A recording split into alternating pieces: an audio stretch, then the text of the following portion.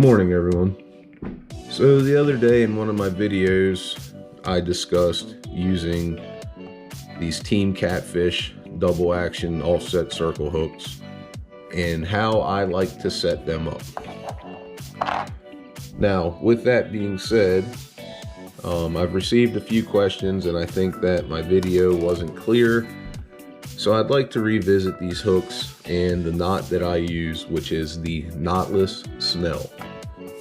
So you'll see here I have my leader material, which is 80-pound mono. Okay, here I have my hook. You're going to want to hold the hook by the heel. Bring the line up through the eye, down the shank of the hook, and grip it again at the heel. Now you're going to want to wrap your line to your shank. Now, the minimum number of wraps you want to use is 7. I don't like odd numbers, therefore I do 10. Once you get your final wrap, you hold it, you come through the top of the eye, back out the front, and then you cinch your line. And that is your knotless snell. It will look like this when in action. Now, a lot of people tie random knots to this hook, or they use a snap swivel. The problem with that is one of your two main problems when using these hooks. That is, these hooks have a tripping action. Using a swivel or a random knot that slides on that eye will not tip that hook.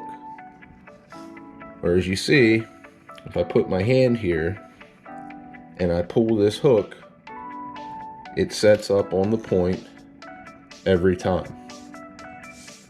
Whereas if you have another type of material or attachment point there,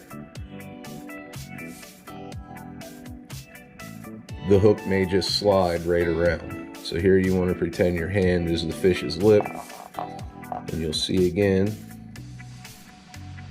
we just slide it over,